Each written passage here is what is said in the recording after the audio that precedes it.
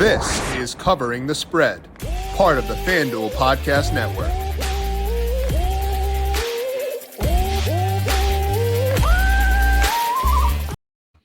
Scottie, Scheffler, Rory, McIlroy, Bryson, DeChambeau, all 7-1 or shorter for this week to win the PGA Championship. It is at Quail Hollow, major number 2 of the year. Pretty fun one from a betting perspective. And today we're going to break down betting odds for this PGA Championship, our favorite outrights at FanDuel Sportsbook, and non-outrights we like as well by talking to Brandon Gdula of FanDuel Research. And I'll give my picks for this week as well. Welcome on into Covering the Spread, a FanDuel Research podcast. My name is JimSannes. I am a managing editor for FanDuel Research. Joined here as mentioned by Brandon Gdula. You can find him on X at Gdula13. He is on Blue Sky at Gdula. Check out his work at FanDuel Research, where he is a senior managing editor, also, of course, the co-host of our Heat Check podcast every Tuesday, breaking down that week's PGA Tour event. Brandon, major number 2 coming in hot. A lot of fun storylines for this week. How you doing today? Yeah, a lot of storylines. Of course, we get Rory coming back to Quail Hollow, coming off of a win at the Players and the Masters. You know, got the career Grand Slam. Could have his a run at his own in-season Grand Slam.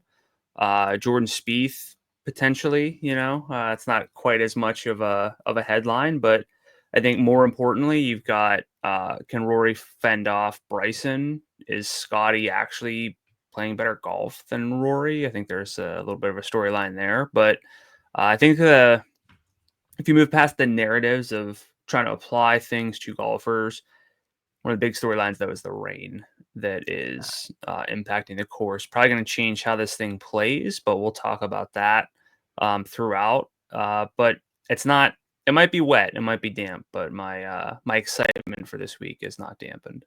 And you also have Justin Thomas trying to win his 3rd PGA Championship this week. True. He is number 5 in the odds board right now. Xander Schauffele trying to get back in the winner's circle after winning 2 majors last year. A lot of fun storylines. We're going to break down some of those storylines from a betting perspective, letting you know our read on the favorites for this week. We'll talk through Rory, Scottie, Bryson. We'll talk about our favorite outrights for this week and non-outrights we are eyeing as well. But first, a reminder to make sure you're subscribed to Covering the Spread wherever you get your podcasts. Later on this week, Christina Blacker of FanDuel TV will join me breaking down her thoughts on the Preakness Stakes that is coming up on Wednesday. Be in your podcast feeds then, but also on the FanDuel YouTube page on Wednesday. Of course, this show going up on the FanDuel Golf Betting YouTube page, of course, the home of our weekly Heat Check shows, breaking down best bets and DFS picks for that week's PGA Tour event. DFS breakdown for this week is already up on the FanDuel Golf Betting YouTube page. Check out timestamps there if you want to jump around. Check out the DFS section of that show after you listen to our betting preview for today here on the Covering the Spread feed. But of course, check out the Covering the Spread podcast feed wherever you get your podcasts. Bigger payouts, bigger championships. FanDuel is the clubhouse leader for betting major golf. I forgot to copy and paste part of the first part of the read, so it just starts with bigger payouts. I missed the first part of it. Anyway, bigger payouts. What else do you need? I don't know what else you could need. You need FanDuel, because right now all customers can get a profit boost every round of the second major. Boost your winnings on anything from outright winners to round leaders to tourney matchups and so much more. FanDuel is your go-to for betting on the championship. Tee off with a variety of bet types and live bet as the tournament's drama unfolds. So don't wait. Visit FanDuel, America's #1 sportsbook, and swing for some green. Must be 21 plus and present in select states, or 18 plus and present in DC. First online, real money wager opt-in required. Bonus issued as non-withdrawable profit boost tokens. Restrictions apply, including bonus token expiration and max wager amounts. See terms at sportsbook.fanduel.com. Gambling problem? Call 1-800-GAMBLER. Or visit FanDuel.com/RG. Call 1-888-789-7777 or visit ccpg.org/chat in Connecticut. Visit MD Gambling Help Oregon, Maryland. Help is here. Visit Gambling Helpline MA.org or call 800-327-5050 for 24/7 support in Massachusetts, or call 1-877-HOPE-NY or text HOPE-NY in New York. Now, this week, Brandon, we're going to be playing the PGA Championship at Quail Hollow. And it's actually a course that we know well from the PGA Tour. They go there each year for what was the Wells Fargo Championship, now called the Truist. They were not there last week. They will be back there again next year. So a lot of data on this course. What should we know about Quail Hollow as we're trying to handicap this year's field? Yeah, super long par 71, over 7,600 yards. I mean, just a long course in general, but especially for being a par 71 with just the 3 par 5s. But, pretty tight fairways with how they're being played this week, around 28 yards. I mean, it's not like the most narrow that you'll ever see, but relatively narrow. The GCSAA lists the rough height, relatively average, at 2 3/4 inches. That could kind of, depending on how much rain and how much mowing they do, that could kind of spike a little bit. But I think overall, what you're looking for in terms of like a top-down approach from not necessarily the key stats, but it's going to be long, not the widest fairways by any means, not probably meant to be the absolute most penalizing rough. But you also get some like larger than average greens. They're overseeded. So I think there's going to be a lot more emphasis on driving distance than I thought. It was already setting up to be very bomber friendly, but with the amount of rain, I think it's going to be even more so. Again, you're playing over 7,600 yards. That's long as it is, but the amount of rain, the you know, there's I kind of have seen like you need more than just sub air to to get these greens to play firm. So and look, maybe by Sunday things are a little bit better, but I think when it comes to a major, you need to get off to a good start in the first place. So um, if you look back at Quail Hollow in history and even the 2017 PGA Championship here, and you project the rain as well, I think there's no way around the fact that ball striking is going to matter a lot. Ball striking, basically strokes gained off the your driver play, typically more considered distance than accuracy. This week specifically, much more distance than accuracy in terms of weighting those individually, but also strokes gained approach. So I was already coming into the week, planned to look for great ball strikers, and with the wind being what it is, the rain being what it is, there's going to be no way around that. Just going back to sort of illustrate the point of how much ball striking is not tee to green play. Around the greens factored into tee to green play, but just kind of stick with me here. Why ball striking and for the most part tee to green play matters. The 12 golfers who ranked T9 or better in the 2017 PGA Championship were all top 40 in strokes gained tee to green for the week, but 11 of them were 26th or better.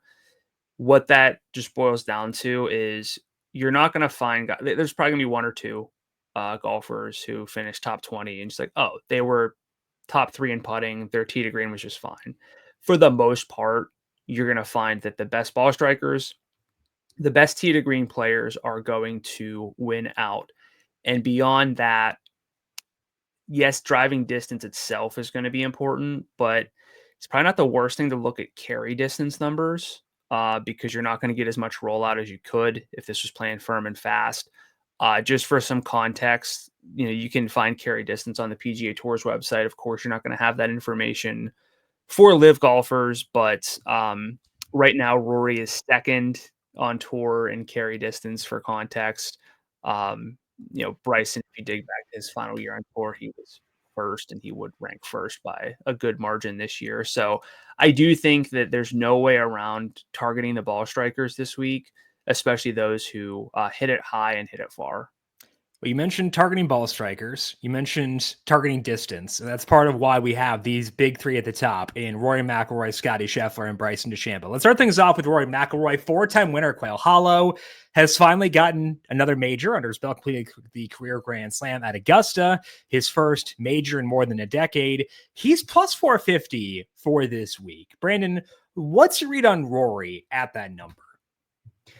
Look, I don't know what it would take if we're being realistic, unless you said it's like Rory against, no offense to anyone else, like a Corn Ferry Tour, and that was the whole major. Like, you can't really cherry pick a better realistic situation for a golfer going in to a major than what you have right now with Rory playing as well as he is, going to a course where he's had, otherworldly success and getting the pressure off of himself by finally not only winning another major, but having it come at Augusta, getting the career Grand Slam. It's kind of like playing with house money and then going and kind of playing against some, I don't know, just playing your game, like whatever your game is that got you there. That's kind of where he is. He's got those 4 wins at Quail Hollow in his career: 2010, 2015, 2021, and of course 2024. So to make that even better, and that was a pretty dominant win as well. So he's got 13 career starts at Quail Hollow. He's made 12 cuts. He missed last in only in 2011, which came after a debut win. He's got 10 top 20 finishes and 9 top 10s in those 13 starts. I mentioned like the carry distance. He's second on tour this season. He's third in distance gained within his actual events over his last 50 rounds, according to Data Golf. He's a top 10 putter over the last 50 rounds in terms of strokes gained, but I will point out he's kind of average, 49th percentile putter from within 15 feet on tour this season. Basically the best putter from beyond that, which is not a bad thing, especially when it's attached to like baseline, mid-level, putting splits from within 15 feet. He's the 12th best approach player over the last 50 rounds. He's won 3 of his last 8 stroke play events, Pebble Beach, the Players, and the Masters. So all that is to say, like, you can't really pick anything realistic that would be better for a golfer. But even with that, plus 450 is just a little too rich for me. I like my model doesn't have him particularly close. I'm okay ignoring the model a little bit and giving him some extra, a little bit of an extra boost that I don't like to do manually into simulations or anything like that. But I understand, like, this is different. It's really hard to account for mathematically all of the advantages that he has this week. And if I can't apply that across the board to everyone, I just don't like to do that stuff. So I can't fault anybody for liking Rory at plus 450. I don't think it's an outrageous number by any means, but for me personally, it's just a little bit too short. Yeah. And when we talked on yesterday's show, I had said I had some hope that he might lengthen. Now, he didn't lengthen. He stayed firm at plus 450. Scottie did lengthen to plus 450. I don't think Rory's going to shorten based on movement I've seen elsewhere now. I kind of had hoped he might hit 5. I don't think that's going to happen anymore. So I think the plus 450 is probably the best number you're going to get on Rory before things tee off on Thursday. So you're going to have to decide at that number if you want to back him or not. Personally, I can't quite get there, which bums me out. But, we're betting the price, not the golfer. And to me, this price is not quite long enough. Let's talk about Scottie Scheffler, Bryson DeChambeau. Scottie did lengthen, as mentioned. He was 4-1, now plus 450. Bryson has shortened. He was plus 950 yesterday at around noon, and has since shortened to 7-1. He's held firm there ever since then. What about those two guys, Brandon? Are any of them long enough for you to consider backing them this week? So what's kind of hard to think about is that Scottie Scheffler is in better form in 2025 than Rory McIlroy is, based on Data Golf's true strokes gain metric, which adjusts for field strength. And that's saying a lot. Because Rory's won 3 times in 2025, including the Players and the Masters. Data Golf has him gaining 2.72 strokes per round on the world average male professional golfer. Again, 2.72, but Scottie is at a 2.91. I've kind of heard the rumblings of like, I can't, and right now they're both plus 450, but for most of, Monday, I don't know exactly when this shifted. I think early Tuesday morning for Scottie. Like an hour ago. Yeah, because I looked this morning and he was still 4-1, and he lengthened to plus 450 when I looked probably around like noon Eastern or so. Yeah, so I kind of heard like, I don't understand why Scottie's favored over Rory with Rory coming in with the form he's got and going to Quail Hollow. And it's like, it's because mathematically, you can say the narratives and all that kind of stuff. Mathematically, Scottie's been better in 2025, which is so hard to fathom, but it's true. And we're kind of reaching a point of like, yeah, but let's not forget about Scottie. Like that's kind of what was happening a bit. Now that they're both plus 450, straight up in a vacuum, I'd have a hard time.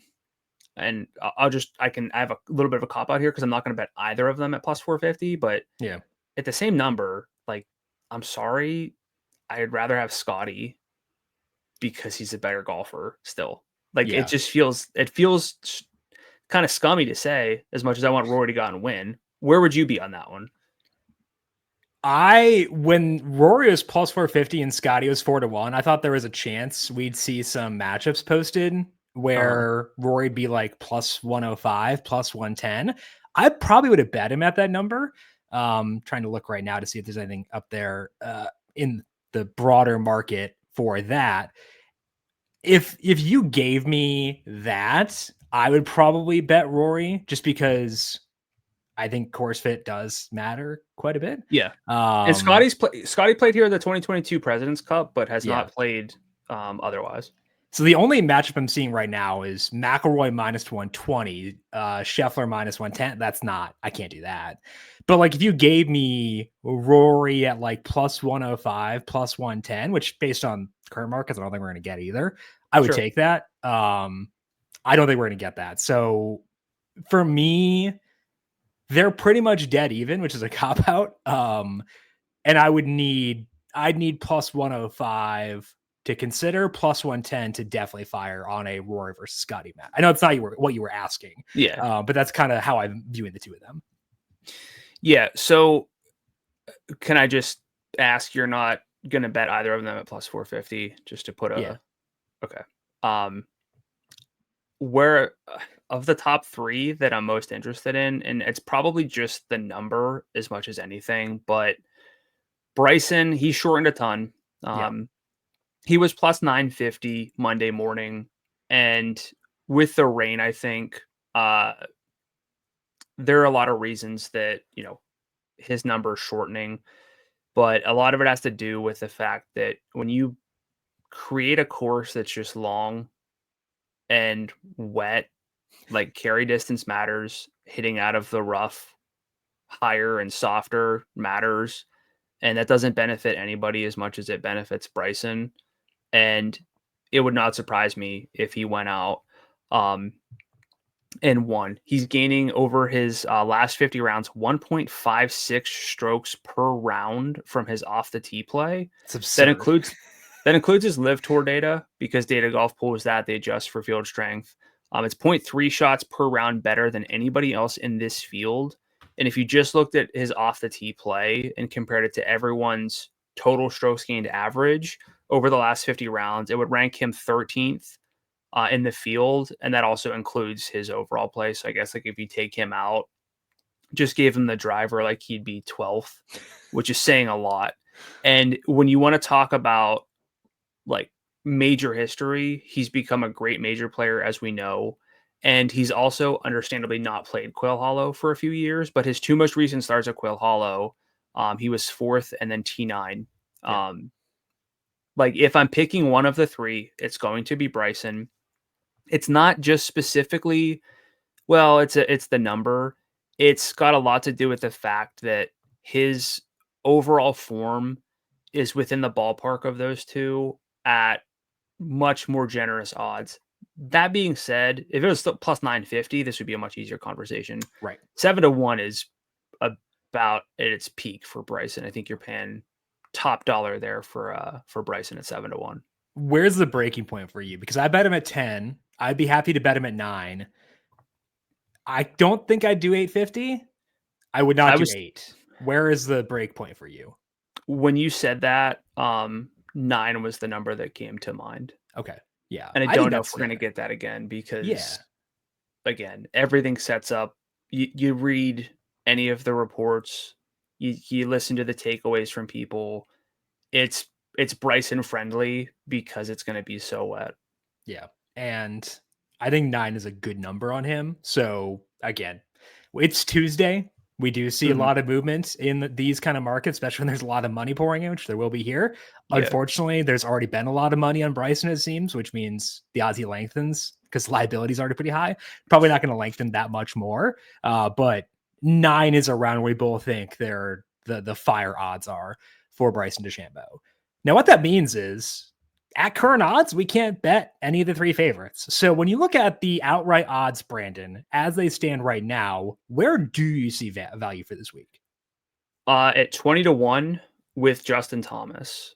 Justin Thomas is a name that we've talked about for a while since he started to kind of surge back, last year. For a long time, it didn't work out. And then it seemed like everyone got a little bit tired of backing Justin Thomas. And then I was part of that. We do this week in, week out. It's like, hey, JT 6 weeks in a row or something. It's hard to, not be a little bit fatigued by it. But when the numbers started to, drift because he didn't convert on the win, that's whenever you kind of take notice. And that's why for me, a long-term model is really, really helpful because it reminds you of where these guys probably should be. And then you can pick and choose from there, whether you agree or not. But, it worked at the Heritage with Justin Thomas. He won in the playoff, but he's now finished second at the Valspar, T36 at the Masters, won the RBC Heritage, and T2 last week at the Truist, losing by 2 shots to Sepp Straka. Kind of tried to make some things happen late, so could have been a little bit different, but Straka also made a lot of putts, so he could be coming in with back-to-back wins.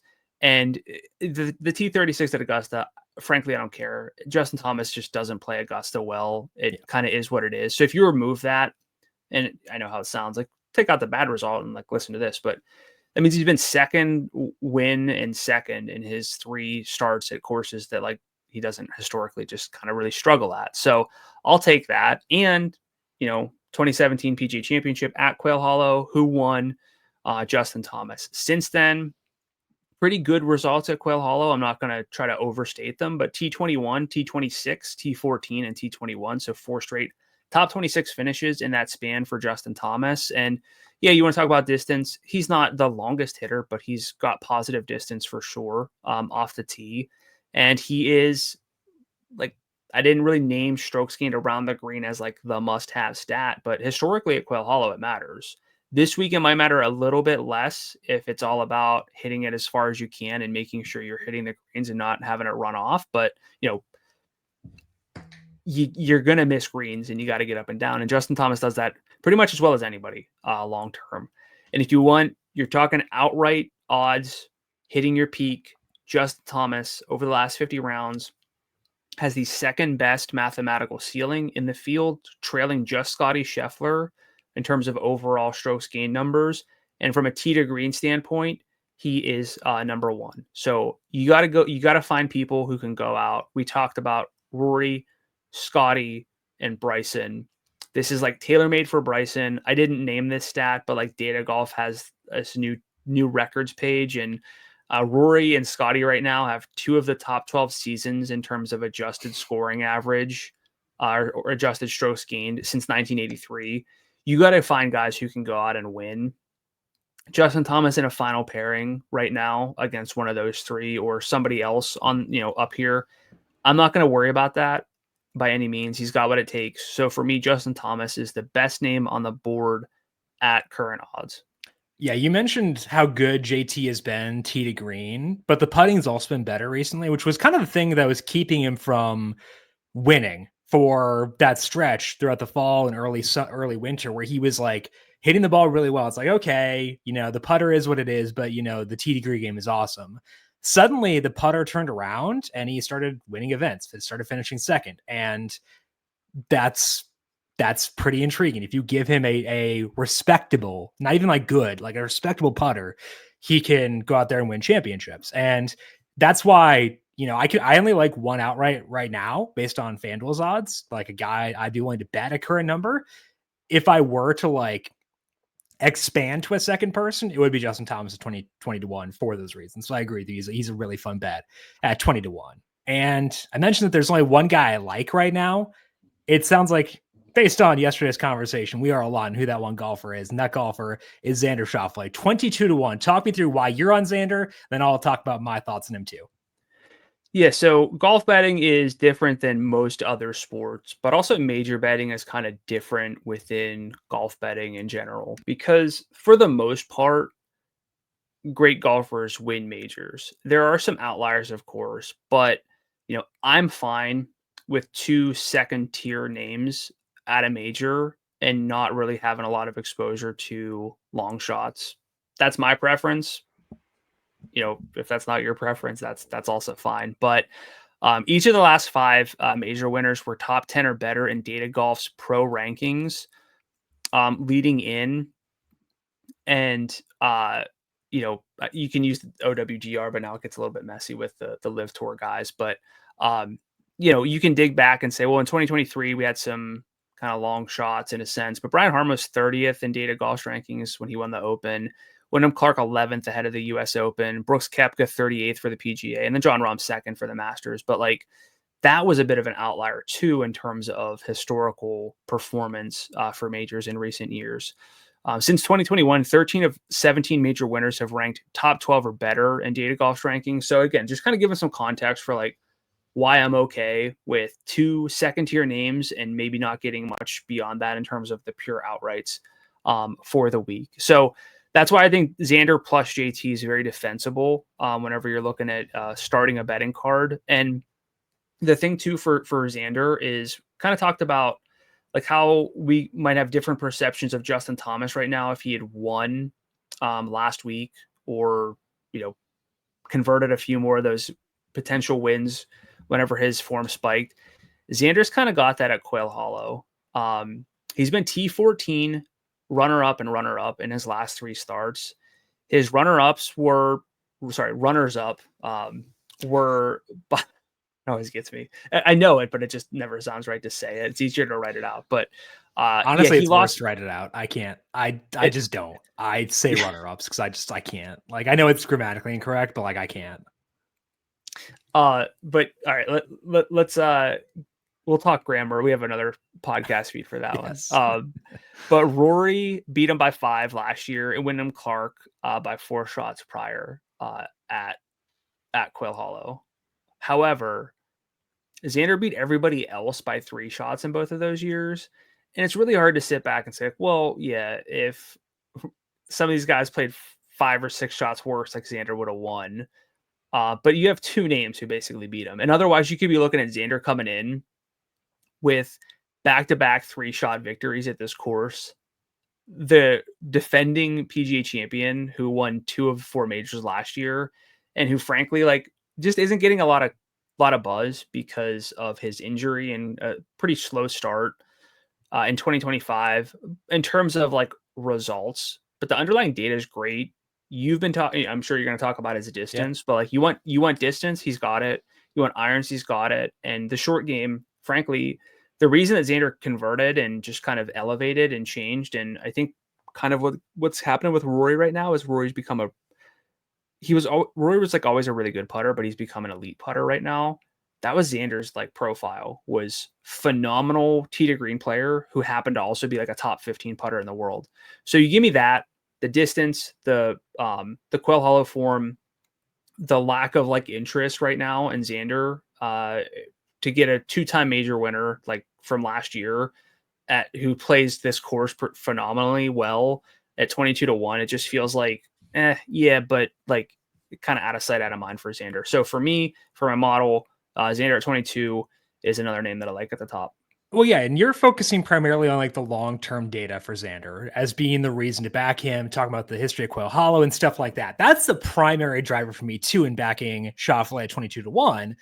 But I think the recent form is also good enough. And you talked about the injury. Okay, he was hurt earlier on this year, had that rib injury, missed some time, came back, and he was hideous at the Players. And he said so. After he made the cut Friday, he was I'm playing bad golf. And then he imploded over the weekend. Ever since then, though, he's been really solid. And he's doing that with distance, which is enticing because earlier in his career, that wasn't really his profile, wasn't a bomber. he kind of is doing that right now. He gained 19.9 yards on the field last week. If you look at Data Golf's numbers, which adjust for field strength and stuff like that, that's the most he has gained compared to the field across a 4-round sample since the 2021 Waste Management Phoenix Open. Before they changed the name to the WM Phoenix Open, that's how long ago it was that Xander was that long off the tee compared to the field. He was bombing it. He gained 0.7 on approach per round, 1.07 putting. He doesn't have the accuracy right now, but also they've been to some courses where accuracy hasn't mattered a whole lot. So like he could have just been degaffing it a little bit.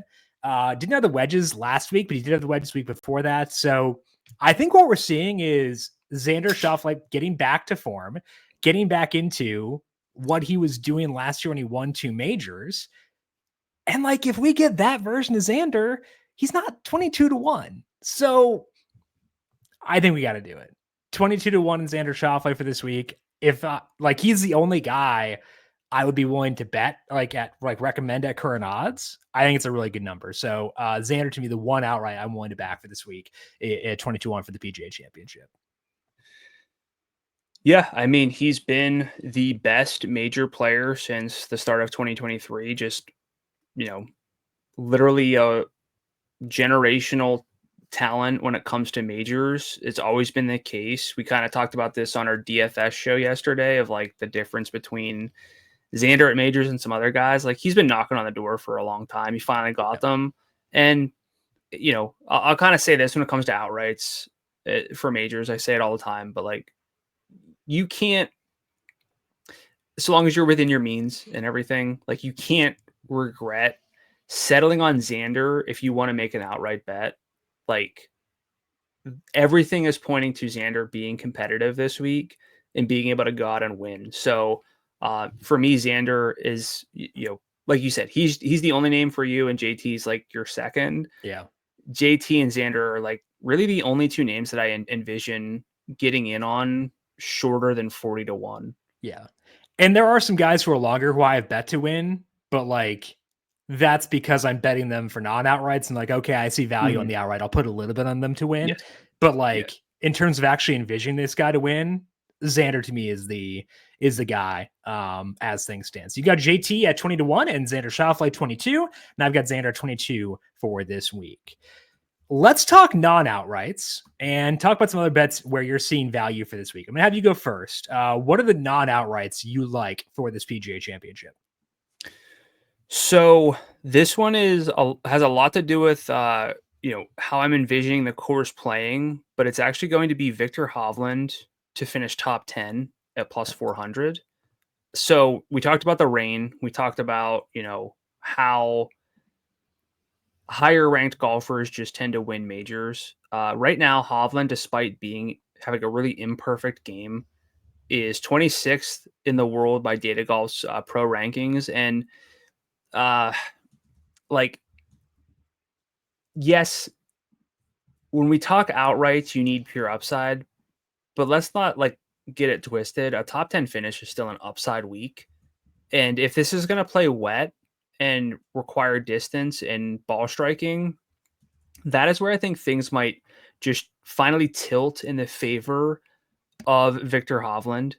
And, he's 40th in distance off the tee among the field over the last 50 rounds, gaining around 7 yards per drive, 7.5 almost over the last 50 rounds. He's 9th in approach in that span. And yes, the short game, sorry, I always need to do this with Victor. The wedges are not phenomenal and probably never will be, but he is a pretty hot and cold putter with some solid enough underlying splits based on his distance to buy in. So if this turns into a ball striking contest, I can't pick too many more names down here that I would rather bank on than Hovland. So for me, plus 400, really interesting. 50-1 to win is kind of the thing you just said about getting a little bit of a sprinkle there. I love Shane Lowry. I love Corey Connors. I hated him last week, but I love Sepp Straka, like Russell Henley. These guys have great games, but if you want to talk about who from this, who Jim's showing on his screen right now, I'm not going to read off all the names, but who can go out and win? Like, I think Hovland is that, and that I think you need to believe that someone can win if you're going to bet them top 10. Yeah, for me, I think I'd almost rather like just do the outright for Hovland because he's been so volatile. Because the way it works is like the larger the bet size or the larger the odds, the smaller the bet size. I kind of Sure. want to have fewer dollars on Hovland. Hey, that's fine. So I think that's kind of the way I'd prefer to play it. So I think for me, if I were betting Hovland, I'd rather do just the outright, ignore the other markets, and like be like, okay, you finished seventh. I lost money, but that's okay. Sure. I think that's kind of the way that I would do it for me, just based on my personal approach to things. Hey, it's always fascinating when it comes to golf and seeing value across potentially 3 different markets. So went outright, top 10, top 20, and which one do you actually pick? Do you pick multiple? How do you go? Yeah. Nobody can answer that question for you. Like, you have to answer that question for yourself. But I think that's interesting. And to be clear, like, I like Hovland for an outright, just the thing that I would recommend the most in case the wedges let him down, or the putting just doesn't get quite hot enough to separate from the other ball strikers, is that top 10. But Hovland, I think, is in an interesting situation this week if this really sets up to favor ball strikers. Yeah, he's 4-1 for a top 10 right now. FanDuel Sportsbook is Victor Hovland. Which other non-outrights do you like this week? Do you want some ball striking? You want some good form at Quail Hollow? You have Corey Connors. I'm going to go top 20, though. I do think that this is going to be a really competitive week with potentially some clustered scoring, but I could always be off base in that. But plus 210 to finish top 20 for Connors, who's 24th among this field in strokes gained per round across 9 major starts since 2023. So everyone's major performance. He's top 25 from that perspective, but 13th specifically in approach, 14th overall in ball striking. He's been top 15 in each of his last 2 starts at Quail Hollow. Going to factor in some extra bigger names from the Live Tour here, some tougher conditions. And, I want to make sure that I'm not getting too optimistic with Corey Connors, although you might be able to convince me otherwise here in a second from the context I've gleaned. But in the favor of pure upside for Connors, at Quail Hollow, nobody's hit their irons better than Connors since we have ShotLink data. He's gaining 1.37 strokes per round from his approach play across 18 career rounds, and nobody else with more than 4 rounds among this field is better than a 0.93. So not the longest hitter by any means, but you want some ball striking, he's got it. And for me, Corey Connors plus 210 top 20, I like that. Do you have any thoughts on Corey Connors? So you're going with the top 20. This week, FanDuel Sportsbook is doing a little collab with No Laying Up. So they got some profit boosts available for finishing positions. So I want to go a little bit more aggressive, and I'm going to take Corey Connors for a top 10, which at FanDuel Sportsbook right now sitting at 5-1. I like that because of all the stuff you alluded to, but just like in general, this guy has the ability to contend despite the fact he's not super long. If you look back to last week, he gained 1.63 strokes per round on approach, according to Data Golf. That is the 4th time he has gained at least a stroke per round on approach since the start of March. And one of those events was at Augusta, gained 1.52 strokes per round on approach there, finished 8th in that one. Did contend for the first couple of days, did slide off a bit after that, but he was still really solid. Now, you could say, hey, Corey Connors has been good at Augusta in the past. Quail Hollow is a different course, but he's been good there too. Finished 13th last year. He was 8th the year before that. I did bet Connors to win. It was kind of one of those like, yeah, I'd like him to finish well. Might as well put a bid on the outright. But we get the little profit boost here for the top 10. I actually do think a top 10 is realistic for this guy, given how good the irons are. So for me, betting Corey Connors, top 10, 5-1, get that profit boost on it too. I think that's a really fun look at a course that should play well for him, despite the fact he's not the longest hitter in the world. You were smiling. What happened? No, sorry. I was looking at the No Laying Up specials, and you were talking about not being the longest hitter, and I got to Neil's Peloton, plus 1,600 for Minwoo Lee and Rasmus Højgaard to finish top 20. And that's like that's the Nuki Boy special. Both are top 6 in carry distance on tour this year. So it was just kind of the absolute inverse of what you're saying with Connors in terms of, not that Connors is like the shortest hitter in the field, but That totally makes sense. TC Tron Carter from the No Laying Up show is a huge Tommy Fleetwood fan. Tommy is not involved in any of his bets, so wellness check has been put in. Not boding well. Is that bode well for Tommy, or is that the kiss of death? I was listening to their preview show, and I think Sully's going to be in on there on Tommy just in case. Okay. But it was interesting. I think TC's just sort of input on it all was that it's not the best course fit for Fleetwood, which it's not. No. Yeah, but there's a reason he's 45-1. Like, you know, but he does still have HE Harris English in one of his, so I think everything's fine on the TC front.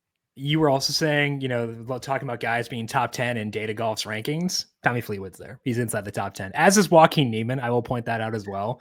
But please don't tell me that until after things have locked on Thursday and lock me out from live betting, because I don't want to know about that one. Okay, so we're both on Corey Connors, you for the top 20, me for a top 10. Any other non-outrights for you this week?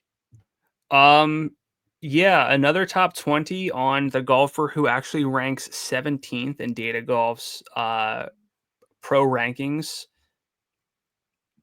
Oh, he's better than Ludwig, who's 18th, but that's Daniel Berger to finish again. I'm going top 20 at plus 260. It's mostly a pure upside situation for Daniel Berger. He's got some good form at Quail Hollow, 4 of 5 made cuts, really good iron play at this course in his career. The distance, I just don't know if it's enough to sort of really push for top 5, top 10 territory, but he's just such a good player overall. In recent rounds, top 25 irons and wedges over the last 50.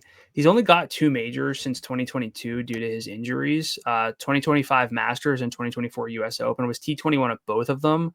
So again, you want to be optimistic. Sure, that's great, but even with his solid play leading into the Masters, still just T21 into that smaller field. So you got to kind of ask yourself a question too of, do you want to maybe cash a plus 260 top 20? Not that it's a lock. I'm not going to say that's not what I'm saying, but as much as I like Daniel Berger, there's still some ceiling questions for him right now. So plus 260 for me, I like that. And again, 17th in the Data Golf rankings and actually 12th over the last 50 rounds in total strokes gained average. So for me, Berger, someone I want to get access to for sure. So I said before that Xander Schauffele is the only guy I bet at their current odds at 22-1 at FanDuel Sportsbook. Outside of some guys where I bet the non-outrights and then put a bit on the outright because I thought they, were undervalued there. One was Corey Connors, who I took at 75-1. I took Bryson at 10, but that's not in this discussion. Mm-hmm. The other guy I did bet outright was Daniel Berger, 100-1. I don't think he really has the upside to win, kind of like you said, but I think he should be a bit shorter than 100-1, so kind of more of a price enforcement thing. I agree with you. The top 20 is the best market for Berger for this week. He's also one of my non-outrights at plus 260, just because the consistency is really good right now. He's gaining across the board in all 4 strokes gain categories. Despite the fact the distance isn't super long, he's still gaining off the tee. That's important because accuracy does still matter at Quail Hollow. It's not as important as distance, but it does still matter. The approach play for Berger has been awesome. He's gained a stroke or more in approach in 3 straight. One of those was the Masters. The distance angle is why I think a top 20 bet is better than a top 10 or an outright, but he does everything else that I want. So after Connors, to me, the second best non-outright this week is Daniel Berger, top 20 at plus 260 for the PGA Championship. I just think he's playing good enough golf where I want to have something on him. Yeah, there are a couple of names there that I feel similar with, but Shane Lowry, Sepp Straka, you can't necessarily bet everyone, but Daniel Berger plus 260 top 20, that feels super justifiable. Also, we did get a YouTube short on Daniel Berger last week, and he cashed the top 20. So we got to go back to it almost worked for JT going back to the well. He hit for an outright for us after a YouTube short. So we'll try with Berger too, running it back this week on him for a top 20 as well. Any other non-outrights for you, or is that it? That was all I had. Okay, perfect. I have one more, and it's a little bit longer shot for a top 20. And frankly, it's for good reason that he's a bit longer, but playing good golf right now, good course history at Quail Hollow, and a guy who can bomb it off the tee. That guy is Keith Bleepin Mitchell, who's plus 350 for a top 20 as things stand. He has 4 straight top 20s in individual events right now on the PGA Tour. One of those is an alternate field event, so you take that with a grain of salt, but he's doing it with his irons, which is interesting because Mitchell's always been a guy who's had the distance off the tee. Irons have been up and down for sure, but they're up right now. So you add that to his distance, that's pretty interesting. And also Mitchell is not one of those guys, despite the fact, again, he's been some alt tour or alt events recently. His history in majors isn't that bad compared to like his baseline performance. He's been pretty solid. He has a pair of top 10s at Quail Hollow. Those came 2019, 2021. I think Keith Mitchell's form now is a bit better than it was back then, given how good the irons have been. So he's a good course fit. The form is trending up. It's trending up because of the irons, which is interesting. So Keith Mitchell for a top 20 at plus 350, I'm happily going to take that one. Any thoughts for you on Keith Mitchell for this week? Yeah, we talked a lot about him from a DFS standpoint. Another name that kind of fits that you want to get there perspective, but how do you do it? I think top 20 is super reasonable. He's 35th in Data Golf's rankings right now, and that's within the range. Again, everyone but Phil since 2019 has been 38th or better, who's actually won a major in Data Golf's rankings. I'm not saying that I see it for Keith Mitchell specifically, but if you do want that, like, we know he's got the distance, the irons are there, and he can putt well enough to make a run. Top 20, plus 350. I like that a lot. I did check to see who was exactly 38th in Data Golf's rankings. It's Jacob Bridgman. Please don't tell me that. I don't want to know.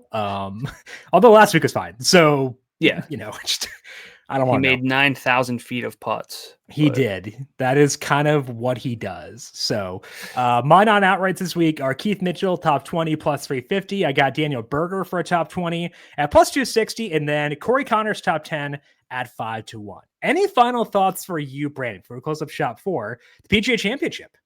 I kind of think that with the weather, we could see a little bit of some shifting around. Sure. But also one thing that, and this is probably to remind myself as much as anything, there are going to be some numbers that you like, but might be a little bit short. And someone might go out and have like a ho-hum Thursday, and maybe like it looks good. I wish I had that perspective because I liked Rory going into the Masters. Yeah, I was gonna say Rory at Augusta. Thursday, he's like, he looks amazing, has a couple bad holes, number length, and it's like, okay, will he collapse or will he go out and just snatch it? And he did the latter. Yeah. So just something to think about. But I do think that there are good numbers out there, specifically with Justin Thomas and Xander right now. But it is something to think about because these numbers will shift once things get going. And a tournament, yeah, sure, you can lose it on Thursday, but you can't really win it on Thursday. Yeah. So just something to think about too. And as mentioned, FanDuel does have those profit boosts every single round for this week. So if you'd like a live bet, you can consider that as well. That is all we have here for today on Covering the Spread. As mentioned, though, back once again tomorrow. We're going to break down the Preakness Stakes with Christina Blacker of FanDuel TV, getting her thoughts on journalism as a pretty heavy favorite, letting you know who could win with no sovereignty at Pimlico for this week. To get that show as it is posted, make sure you are subscribed to Covering the Spread wherever you get your podcasts. If you want some more golf thoughts, check out the Heat Check, our DFS show, where we broke down fully the PGA Championship. Yesterday, it's on the FanDuel Golf Betting YouTube page and on the FanDuel Research podcast. And of course, these PGA shows every single week on the FanDuel Golf Betting YouTube page as well. Brandon, appreciate the time. Good luck to you for the PGA Championship. We'll talk to you once again soon. Thanks for having me. You can find Brandon on X at Gdula13. He is on Blue Sky at Gdula. I am on X and Blue Sky at JimSannes. You can find FanDuel Research on X at FanDuel Research. Big thank you to our YouTube producer, Justin Lane, for his work on the video side of things. Thank you, Justin, as always. And thank you to everyone for tuning in. Good luck to you. The PGA Championship back again tomorrow to break down the Preakness Stakes. This has been Covering the Spread, a FanDuel Research podcast.